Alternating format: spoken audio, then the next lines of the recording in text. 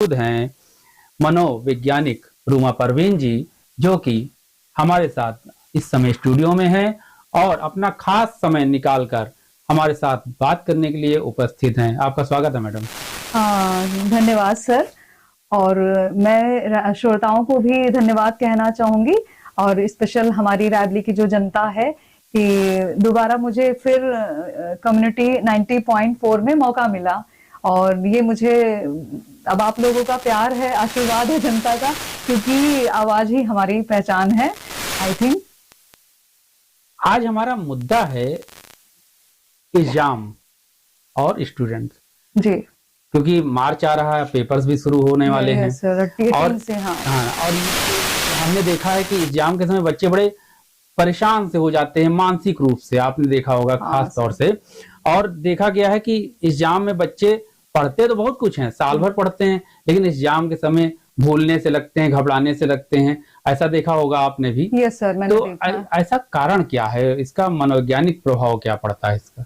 Sir देखिए कि जब क्या है कि पहले तो नहीं, अब तो बहुत काफी लोग अवेयर हो गए हैं कि भाई हमारी फिजिकल हेल्थ के साथ साथ मेंटल हेल्थ भी होती है। हम लोग भी अगर उठाकर देखें अपने टाइम भी ये चीजें थी। तो एग्जामिनेशन फोबिया जिसे हम कहते हैं, एग्जामिनेशन एंजाइटी कहते हैं, हाँ, डर, फियर कि बच्चा पढ़ाई पूरे साल करता है लेकिन जब पेपर का एक एक दिन जब टाइम पास आता है तो उसको कहीं ना कहीं बहुत सारे मेंटल डिस्टरबेंस का सामना करना पड़ता है। उसमें जैसे उसकी पल्पिटेशन बढ़ जाना और हेडेक होना, नींद की कमी हो जाना और पेट में बार बार दर्द होना, तो बहुत सारे, क्योंकि कहते हैं कि रियल में एक उदर मस्तिष्क भी होता है। तो आपने नोटिस किया है कि कभी डर लगता है तो तुरंत गुड़ गुड़ गुड़। हाँ, तो ये सारी चीजें मेंटल जो प्रॉब्लम्स आती हैं, तो इसको मतलब जैसे कि सही तरीके से उसमें आज की जो एजुकेशन है उसमें कहीं ना कहीं हमारे जो पुराने जो रिचुअल्स हैं अगर उनको भी ले तो जब पेपर आता तो वही पढ़ो पढ़ो पढ़ो, फिर समाज में क्या होगा उसका प्रेशर बच्चे के ऊपर, पीयर प्रेशर जो बच्चे पर पड़ रहा है, तो इन सब के कारण उसकी जो मेंटल हेल्थ होती है वो खराब हो जाती है। जब खराब होती है तो ये सारे सिम्टम्स आते हैं। तो उसके लिए सर हमें ये करना है कि अच्छे से एक काउंसलिंग हो बच्चों की, उस पर बहुत सारे प्रोग्राम वगैरह ऑर्गेनाइज कराए जाते हैं। और खासकर तो आपने बुलाया, सबसे अच्छा काम यही है कि ताकि लोग अवेयर हो। क्या स्कूल को भी इस तरह की काउंसलिंग करनी चाहिए, मनोचिकित्सकों को या वैज्ञानिकों को बुला के स्टूडेंट के बीच में? हाँ सर, जरूर करनी चाहिए। अभी तो मैंने भी एक दो मतलब जो जहाँ बुलाते हैं जाती हूँ, और इसके पहले जब केवी में थी तो वहां भी परीक्षा पर्व है, मनोदर्पण है सर। तो उन सब में बच्चों की मेंटल हेल्थ को लेकर जो भी क्वेश्चन रहते हैं, पेपर को लेकर कैसे पढ़ना है, कितनी टाइमिंग देनी है, या ये सिम्टम्स आते हैं तो लोग साइकेट्रिस्ट के लिए रेफर कर देते हैं। तो ये सारी चीजें फिर वो प्रॉब्लम फिर दूर हो जाती है। और उसमें पेरेंट्स की भी काउंसलिंग, क्योंकि मैंने देखा है कि पेरेंट्स कहीं ना कहीं जैसे उनके बच्चे का नंबर इतना आया तो हमारे भी बच्चे का नंबर इतना आया, तो आपने बच्चे का तो कंपेयर कर दिया, अपना भी कंपेयर करिए कि उनकी माँ ने कैसे ध्यान दिया। बच्चा जब सर पढ़ता है तो ये नहीं कि बस पढ़ो आप पैसे कमाने में लगो, आपको भी पास में बैठना होगा। उसका मतलब आप भले आप एजुकेटेड नहीं हैं, हमें याद है कि जैसे हमारी दादी थी, ठीक है, वो पढ़ी नहीं तो उस टाइम में एजुकेशन का कम वो था, जो भी रहा होगा, तो वो बैठी रहती थी। मैं शादी होके गई, मेरी सासू माँ इतनी ज्यादा कि वो भी मतलब बैठी रहती थी। कहने का मतलब कि आप फिर और ज्यादा मोटिवेशन आता है कि कोई हमारा सपोर्ट कर रहा है, भले ना वो कुछ करे, बस साथ में कोई रहे। आपने देखा होगा कि जो है क्या पढ़ाई का बोझ बढ़ता जा रहा है इसकी वजह से? जिस तरह पहले हम लोगों के समय सिलेबस बहुत कम हुआ करते थे, अब बुक्स का बोझ बहुत ज्यादा, सिलेबस बहुत ज्यादा है और कल्चरल एक्टिविटीज भी स्कूलों में बढ़ गई हैं जी। इसकी वजह से ये भी एक कारण हो सकता है क्या?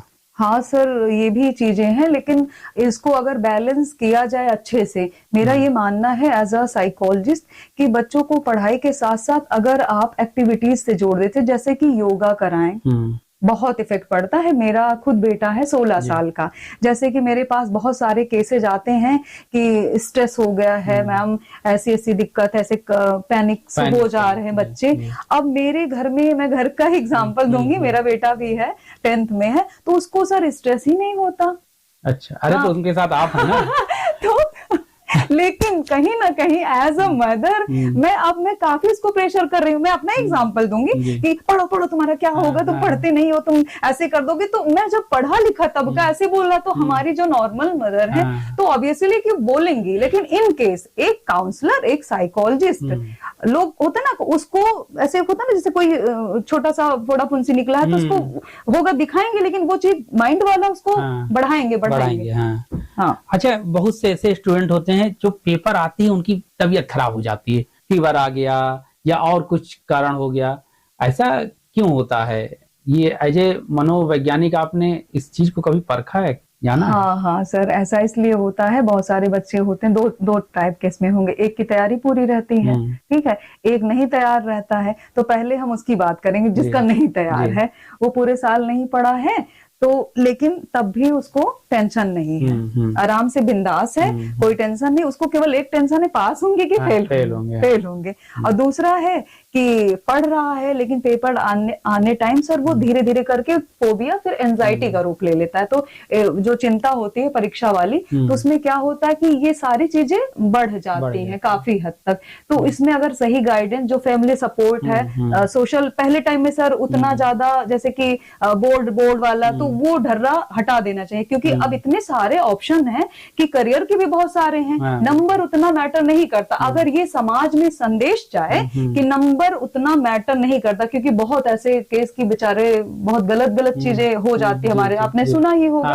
तो ये चीजें ना हो, क्योंकि 35% वाले भी IAS ऑफिसर बने हैं। हाँ, इस बात पर हम बिल्कुल जो है ये आप सहमत हैं जी। पहले होता था कि फर्स्ट आना है, अब क्या है परसेंटेज बढ़ाने हैं। पिछले भी हम लोग जब पॉडकास्ट हुआ था तो हम लोग ने चर्चा किया था। तो सर ये बहुत बड़ा, अब मैं केस बताती हूँ। बच्चा था, केवी का ही था, और वो समझिए पढ़ने में ठीक था, माइंड उसका अच्छा था, बट वो पढ़ता नहीं था। बहुत IQ बहुत अच्छा था। आज करंट टाइम में मतलब उसके पास होने के लाले घर वाले कहते 90% लाओ, पड़ोसी के बच्चे का है, तुम्हारा नहीं। अब घर पे मार भी खा जाए तो उसके 33% आते थे, और 12 में भी ऐसे ही रहा, 35-38 तक वो पहुंचा। अब लेकिन आज के डेट में क्या है कि वो अगर हम अर्निंग की बात करें तो टॉपेस्ट नंबर पर है, ऐसी अच्छी पोस्ट पर पहुंच गया है। क्योंकि बहुत सारे ऑप्शनल हैं, आप किसी भी, तो पैसे से और अर्निंग जो आने वाले फ्यूचर में, और आप इसके नंबर से कोई मैटर नहीं करता। अब एक केस और मैं बताती हूँ। बच्चा था मेरे पास, अब उसको वो 98% 10th में लाया, फिर बीच में क्या हुआ, उसने थोड़ा सा 11th में आके उसने पढ़ना कम कर दिया। अब धीरे धीरे कम किया, उसका 12 आ गया, फिर अचानक से उसकी तबीयत खराब हो गई। तो फिजिकल डॉक्टर्स को दिखाया, फिर बाद में पता चला कि सर्च किया गया कि हाँ भाई कहीं ऐसी तो नहीं दिक्कत मेंटल, फिर दिखाया गया तो उसकी टेस्टिंग वगैरह की, तो बाद में पता चला, उसने बताया कि मैम कि मेरे दोस्त मुझे चिढ़ाते हैं, बोलते हैं कि एक टॉपर ऐसे बोलते हैं। फिर और भी, जैसे इकलौता लड़का है तो उसको लगता है कि मैं नालायक हूं, नकारा हूं, फिर सर साइडल थॉट भी उस टाइप के आने लगते हैं।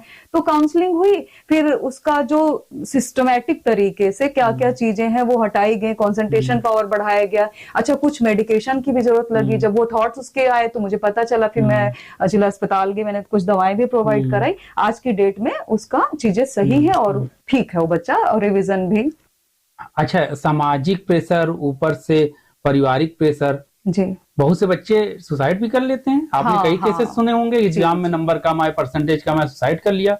तो कहीं ना कहीं पेरेंट्स को और समाज को भी सोचना चाहिए कि सहयोग करना चाहिए, बच्चों को मनोबल बढ़ाना चाहिए, ना कि उनको जो है हतोत्साहित करना चाहिए। अच्छा, डाइट क्या मायने रखती है? नहीं सर, बहुत मायने रखती है, इसके बारे में तो बात होना बहुत जरूरी है। सारी अब तो जंक फूड्स और चॉकलेट बिस्किट इसका समय है सर, जो कहते हैं ना, जो हम सोचते हैं वैसा बन जाते हैं। तो मेरी यहाँ से एक मैसेज है कि जो हम खाते हैं, जैसा अन्न वैसा मन, और जो हम खाते हैं वैसा हम बन जाते हैं।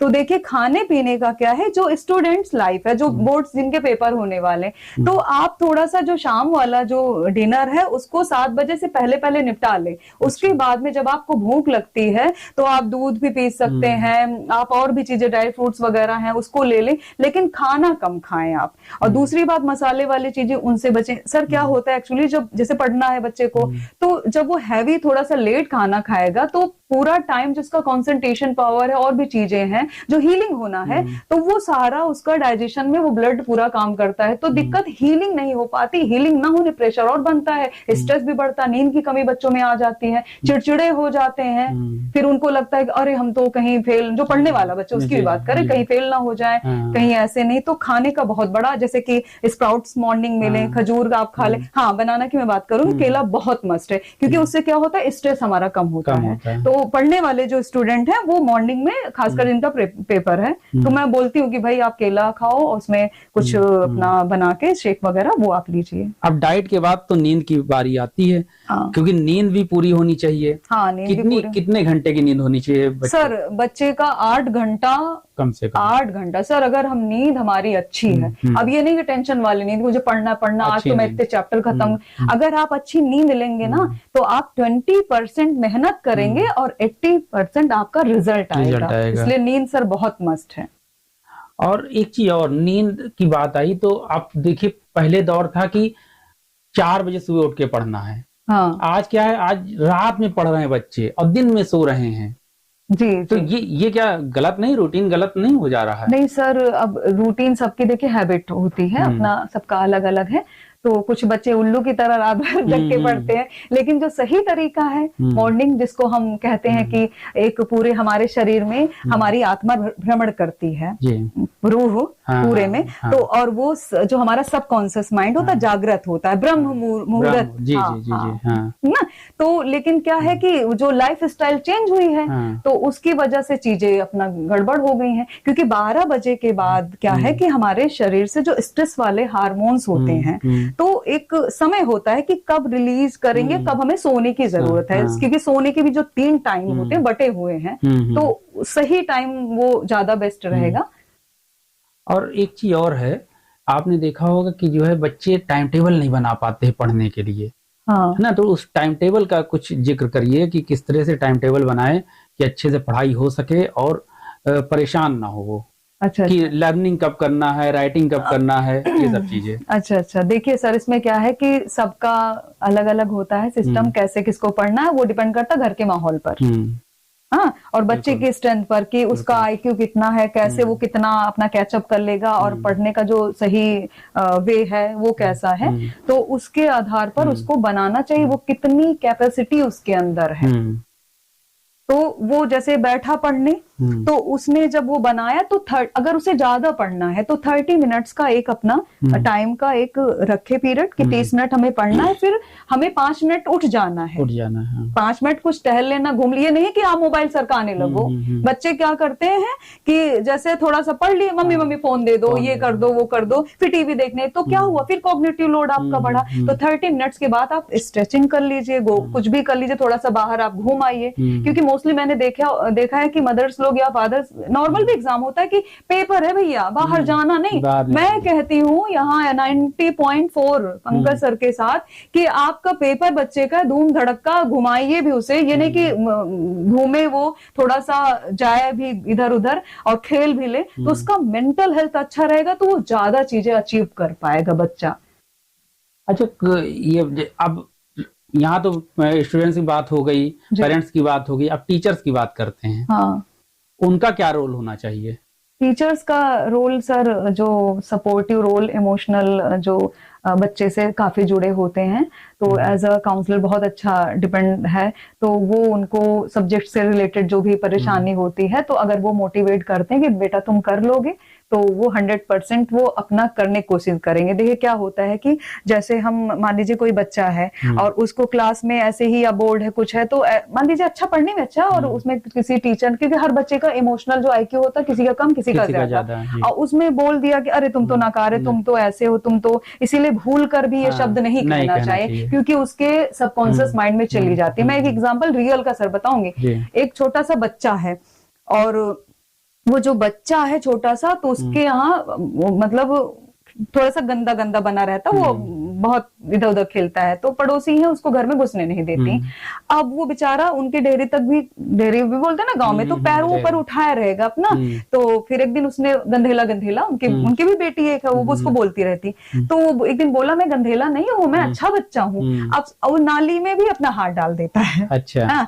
तो नाली से साफ, उसके हाथ से साफ तो नाली नाली है। फिर एक दिन वही बच्चा छोटा मेरे घर में, वो उनकी बेटी आ गई और वो आया, मैं आई कम इन, क्या मैं अभी आ? सबने कहा आइए बैठिए आप। फिर मेरा बेटा आया, उसने सॉन्ग लगाया, गाना आ रहा था, इसको ध्यान से सभी श्रोता जो है गर्ल सुने, तो गाना लगाया और वो गाना डांस करते करते सर अचानक से वो रुक गया। रुक के पता सर क्या बोला, क्योंकि गाने की जो लाइन थी भूल भुलैया 3 का था, हरे रामा हरे कृष्णा।